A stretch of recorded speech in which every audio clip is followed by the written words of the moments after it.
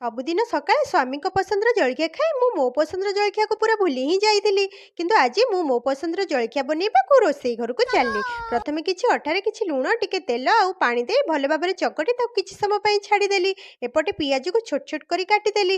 ସେଥିରେ ଦେଲି କିଛି କଟା ଧନିଆ ପତ୍ର, କଟା କଞ୍ଚା ଲଙ୍କା, ଚିକେନ ମସଲା, ଧନିଆ ଗୁଣ୍ଡ, ଗରମ ମସଲା, କିଛି ମେଥି ପତ୍ର, ଆଉ କିଛି ମ୍ୟାଗି ମସଲା, ଆଉ କେଇ ଟୋପା ଲେମ୍ବୁ ରସ।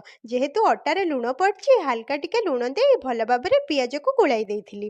ତାପରେ ମୁଁ ଦୁଇଟା ପ୍ରଣାଳୀରେ ଏହାକୁ ବନେଇଛି। ପ୍ରଥମେ ଗୋଟେ ରୁଟି କରି ତା ମଝିରେ ତେଲ ଲଗାଇ ଗୋଳେଇ ରଖିଥିବା ପିଆଜକୁ ଭଲ ଭାବରେ ଚାରିଆଡ଼େ ଦେଇ ତା ଉପରେ ଆଉ ଗୋଟେ ରୁଟି ଦେଇ ଚାରିପଟ ସେଟ୍ କରି ହାଲକା ଟିକେ ବେଲି ନେଇଥିଲି। ଆଉ ଗୋଟେ ଅଟା ଗୁଳାକୁ ବେଲି ଦେଇ ଅଧାରେ ତେଲ ଦେଇ ପିଆଜକୁ ଦେଇ ପରଟା ସେପ୍ରେ ବେଲି ନେଇଥିଲି। ତାପରେ ପ୍ୟାନ୍ରେ ତେଲ ଦେଇ ଗୋଟେ ପରେ ଗୋଟେ ସେକି ନେଇ ରେଡ଼ି କରିଦେଇଥିଲି ଟେଷ୍ଟି ଟେଷ୍ଟି ପିଆଜ ପରଟା। ମୁଁ ତ ଟମାଟୋ ସସ୍ ସହିତ ଗରମ ଗରମ ପିଆଜ ପରଟାକୁ ଖାଇ ମନକୁ ପୁରା ଶାନ୍ତି କରିଦେଲି। ଆପଣମାନେ ଦହି, ସସ୍ କିମ୍ବା କୌଣସି ଚଟଣି ସହିତ ଏମିତି ପିଆଜ ପରଟା ବନେଇ ଖାଆନ୍ତୁ। ଆଉ ମୋ ଚ୍ୟାନେଲକୁ ସବସ୍କ୍ରାଇବ୍ କରନ୍ତୁ। ଜୟ ସାଇରାମ।